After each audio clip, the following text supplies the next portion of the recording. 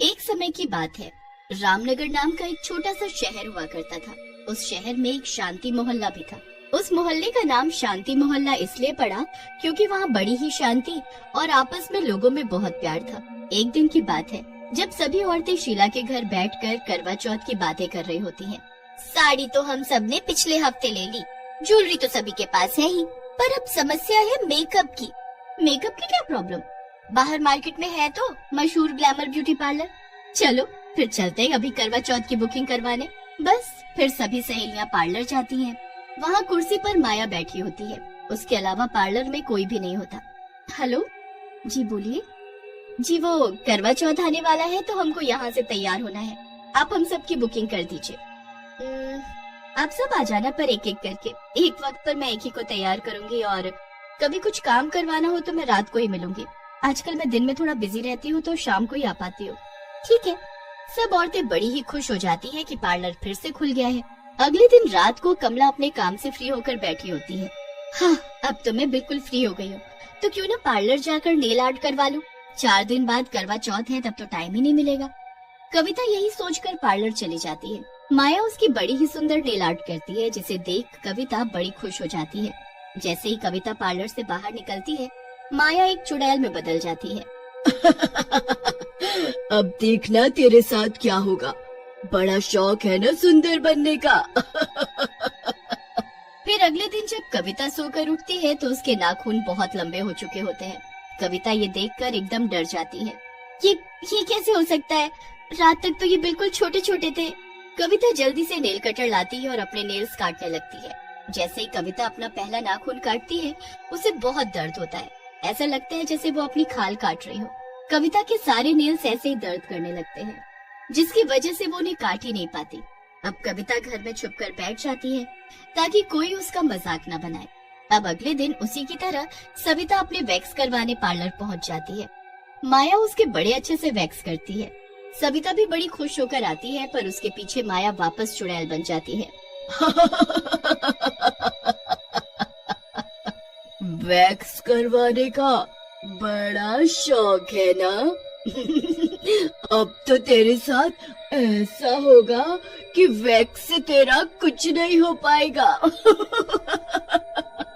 बस फिर सविता जब अगले दिन सोकर उठती है तो उसके हाथ पैरों पर भालू जैसे बाल उग चुके होते हैं। सविता अपने आप को देखकर चिल्लाने लगती है, ये क्या हो गया? ये कैसे हो सकता है? कल ही तो मैंने वैक्स करवाई है और ये भालू जैसे बाल। अब मैं क्या करूं? बाहर गई तो सब मुझे ऐसी हालत में देख लेंगे। सविता भी शर्म से बाहर नहीं निकलती और घर में छुपकर बैठ जाती है। अब तीसरे दिन पिंकी सोचती है कि क्यों ना मेहंदी लगवा ली जाए।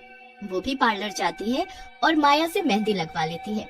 मेहंदी लगवाकर वो जैसे ही पार्लर से निकलती है, माया फिर चुड़ैल में बदल जाती है और बहुत हंसती है। ये मेहंदी कल तेरे हाथों में क्या रंग लाएगी, तूने सोचा भी नहीं होगा। अगले दिन जब पिंकी सोकर उठती है तो उसके हाथों में गंदे छाले पड़ चुके होते हैं और उसे भयंकर खुजली होने लगती है। छालों की वजह से वो खुजा भी नहीं पाती और उसी वक्त डॉक्टर के पास भागती है। अब बस करवा चौथ का आखिरी दिन बचा होता है। शीला भी सोचती है कि जाकर फेशियल करवा लिया जाए। अब वो भी पार्लर आ जाती है। हेलो माया, मेरा अच्छा सा फेशियल कर दो जिससे मेरा चेहरा चमक उठे। हाँ हाँ, क्यों नहीं। माया शीला का फेशियल करने लगती है। फिर एकदम शीला की नजर सामने जाती है। सामने कोई शीशा ही नहीं होता। अरे, पार्लर में एक भी शीशा नहीं है। पार्लर में तो शीशा जरूर होता है। हाँ जी, वो टूट गया था तो मैंने बनने दे रखा है। अच्छा ठीक है। माया अब शीला का फेशियल करने लगती है। फेशियल के बाद अब शीला को अपना चेहरा देखना होता है। कोई छोटा शीशा हो तो वही दे दो, मुझे शक्ल देखनी है। देखो, मैं अब बहुत थक गई हूँ, मुझे भी घर जाना है, तो घर जाकर देखना अपनी शक्ल। शीला को माया का ये बर्ताव बिल्कुल अच्छा नहीं लगता। वो फिर बहाने से माया से एक गिलास पानी मांगती है। माया अंदर पानी लेने जाती है तो शीला फोन का कैमरा खोल लेती है और अपनी शक्ल देखने लगती है। उसके बाद वो अपनी 2-3 सेल्फी भी ले लेती है। मेरा चेहरा तो सच में चमक गया। चलो अब मैं कल आऊंगी, ठीक? शीला अपने घर आ जाती है और माया चुड़ैल में बदल जाती है। अब आएगा मजा जब तेरी शक्ल कल देखने लायक ही नहीं होगी। शीला घर जाकर आराम से फोन में अपनी खींची हुई सेल्फी देखने लगती है।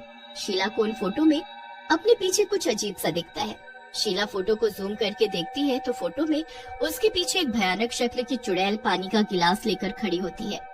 ये क्या है? ये कैसे हो सकता है? पार्लर में तो मेरे सिवा कोई भी नहीं था, फिर ये चुड़ैल वो भी पानी का गिलास लेकर। ओ हो, अब समझी। पानी का गिलास तो मेरे लिए माया लाई थी। ये सब क्या चक्कर है? मतलब माया कोई इंसान नहीं बल्कि कोई चुड़ैल है। हे भगवान, अब मैं समझी कि उसका पार्लर रात को ही क्यों खुलता है। मुझे अभी के अभी सविता, कविता और पिंकी को ये दिखाना होगा। शीला उसी वक्त तीनों को फोन करके सबको बुलाती है। सब आने में आनाकानी करते हैं, पर शीला की घबराहट देखते हुए सबको उसके घर आना ही पड़ता है। शीला कविता के डरावनी चुड़ैल जैसे लंबे नाखून, सविता के शरीर पर भालू जैसे बाल और पिंकी के हाथों में छाले देख घबरा जाती है। बाकी सब भी एक दूसरे को देखकर सबसे पूछने लगते हैं, तो पता चलता है कि ये सब उसी पार्लर में जाने से हुआ है। यही बात तो तुम सबको बताने के लिए मैंने यहाँ बुलाया है।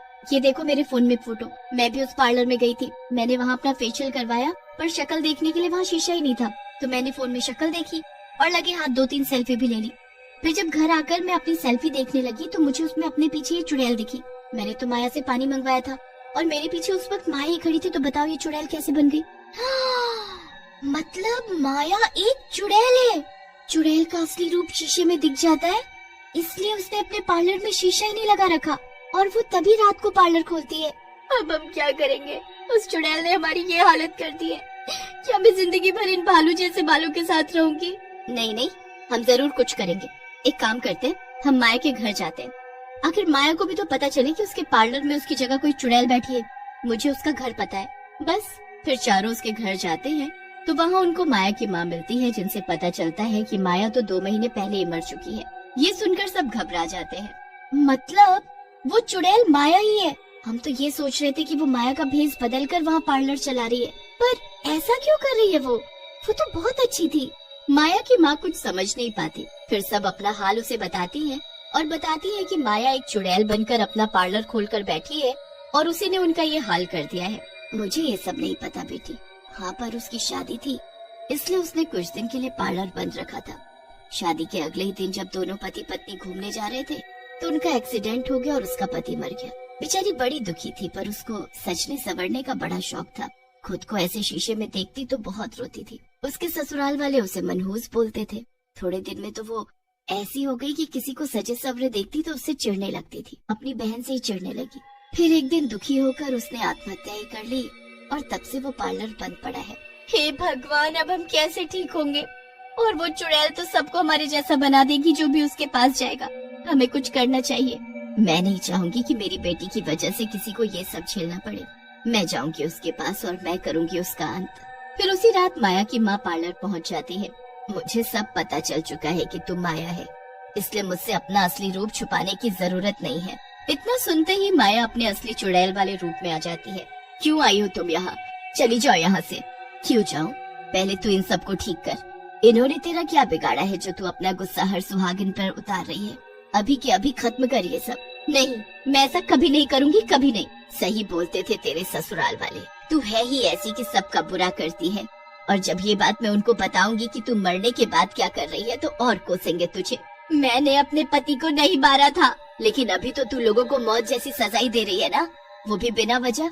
जैसे तू ये सब नहीं झेल पाई और आत्महत्या कर ली, वैसे ये सब भी कर सकती है ना। जब इनका लोग मजाक बनाएंगे तब तू ही होगी इनकी मौत की जिम्मेदार, जैसे अपने पति की है। नहीं नहीं नहीं, मत बोलो ऐसा मुझे। बोलूंगी, हमेशा बोलूंगी, सब कुछ चीख चीख कर बताऊंगी। नहीं नहीं, मैं सब कुछ ठीक कर दूंगी। जीते जी मैंने यही सब सहा है। मुझे मरने के बाद भी सुकून नहीं मिल पाया, तो अब तो मेरे पास कोई रास्ता भी नहीं है। चुड़ैल फिर सब कुछ ठीक कर देती है। पिंकी, शीला, सविता और कविता सब पहले जैसी हो जाती हैं। चुड़ैल वहाँ से चली जाती है और वो पार्लर जिंदगी भर बंद ही रहता है। शीला अपने घर आ जाती है और माया चुड़ैल में बदल जाती है।